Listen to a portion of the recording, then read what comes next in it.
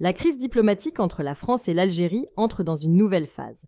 Pour la première fois depuis son déclenchement en juillet 2024, le gouvernement français évoque publiquement des mesures pouvant cibler une partie de la diaspora algérienne vivant sur son territoire.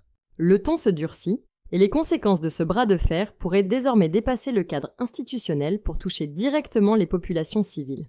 Jeudi 15 mai, la porte-parole du gouvernement français, Sophie Primas, a confirmé à l'issue du Conseil des ministres que des décisions plus ciblées étaient à l'étude. Selon ses propos, ces mesures concerneraient une partie de la diaspora algérienne, sans toutefois préciser leur nature. Ce flou volontaire laisse la porte ouverte à plusieurs interprétations, mais marque un tournant clair dans la stratégie française, jusque-là soucieuse de ne pas mélanger relations diplomatiques et questions communautaires. Jusqu'ici, les autorités françaises avaient pris soin de dissocier les conflits politiques avec la vie quotidienne des millions de Franco-Algériens. Cette posture semble désormais abandonnée. En ligne de mire, les tensions politiques persistantes avec Alger qui n'ont cessé de s'envenimer depuis l'été dernier.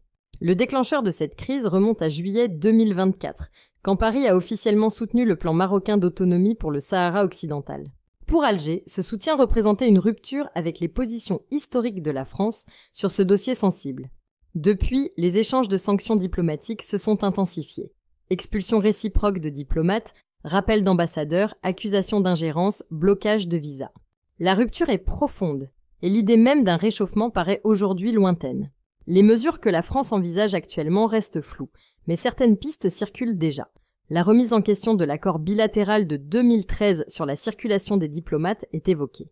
Des options plus larges, comme le durcissement des conditions de séjour ou une révision de certaines aides spécifiques, sont aussi sur la table.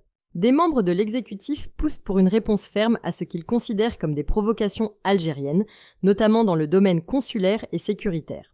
D'autres, plus prudents, craignent que des mesures mal calibrées ne se traduisent par une fracture sociale en France même.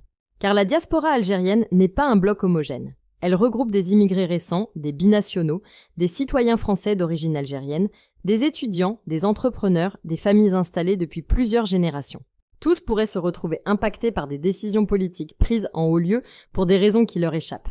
Déjà, plusieurs personnalités religieuses et associatives ont exprimé leur inquiétude, appelant à ne pas instrumentaliser cette communauté dans le conflit entre les deux États. Le cardinal Jean-Paul Vesco, notamment, a appelé à faire preuve de discernement pour éviter toute forme de stigmatisation. Cette montée en tension intervient dans un climat politique marqué par les prémices de la présidentielle de 2027.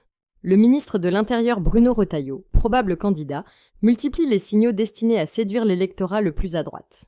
Dans ce contexte, l'agitation autour de la diaspora algérienne pourrait servir de levier électoral, mais au risque de creuser des divisions durables au sein de la société française. En s'orientant vers des sanctions symboliques ou concrètes contre une partie de sa propre population, la France prend un risque politique majeur. Le dossier algérien, longtemps cantonné à la diplomatie, devient ainsi un enjeu intérieur où se croisent mémoire, immigration, sécurité et stratégie électorale. Le dialogue déjà rompu entre les deux États pourrait devenir plus difficile encore à relancer. Si la vidéo d'aujourd'hui vous a plu, n'oubliez pas de vous abonner pour ne pas manquer nos prochaines vidéos.